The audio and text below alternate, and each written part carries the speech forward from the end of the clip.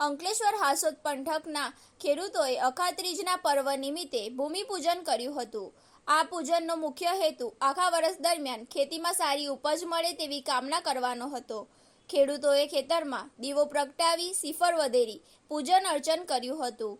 આ ઉપરાંત બળદ, હળ સહિતના ખેતીના સાધનોનું પણ પૂજન કરીને ખેતીનું મુહૂર્ત કાઢવામાં આવ્યું હતું। અખાત્રીજના દિવસથી ઋતુ પરિવર્તન થાય છે, જેના કારણે ખેડૂતો આ દિવસથી ખેતીનો પ્રારંભ કરે છે।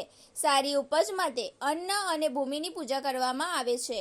ધાર્મિક માન્યતાઓ અનુસાર આ દિવસે માતા અન્નપૂર્ણાનો જન્મ થયો હતો, તેથી અક્ષય તૃતીયાના દિવસે રસોડા અને અનાજની પૂજા કરવા સાથે ભૂખ્યાને ભોજન કરાવવું પણ મહત્વ છે। ભગવાન કૃષ્ણએ પાંડવોને વનવાસ દરમિયાન અક્ષય પાત્ર આપ્યું હતું, જે ક્યારેય ખાલી થયું ન હતું। ખેડૂતો દ્વારા અનાજના ભંડારો હંમેશા ભર્યા રહે તેવી આશા સાથે અખાત્રીજના દિવસે વિશેષ પૂજન અર્ચન કરવામાં આવે છે। હું રાજેન્દ્ર બેચરભાઈ પટેલ, ગામ ઈલાવ, તાલુકા હાસોદ, જિલ્લો ભરૂચનો રહેવાસી છું અને અખાત્રીજ એટલે વર્ષોથી ચાલી આવતી ખેડૂતોની પરંપરા છે કે ધરતી માતાનું પૂજન કરી અને ખેતી કાર્યનો શુભારંભ કરવાનો હોય છે।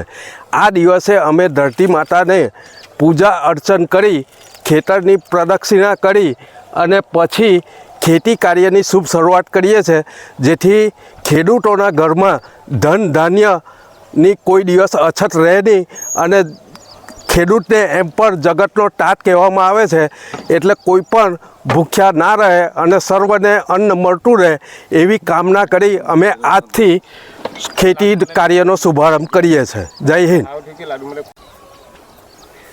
મારું નામ ધર્મેન્દ્ર ખુશાલભાઈ પટેલ છે। હું ઈલાવ ગામનો રહેવાસી છું। આજે અખાત્રીજ નિમિત્તે અમે લોકો ખેતરની પૂજા કરીએ છીએ અને બળદની પણ પૂજા કરીએ છીએ અને આખું વર્ષ અમારું પાક સારો થાય એ માટે આજે ખેતરમાં પૂજા કરીએ છીએ અમે।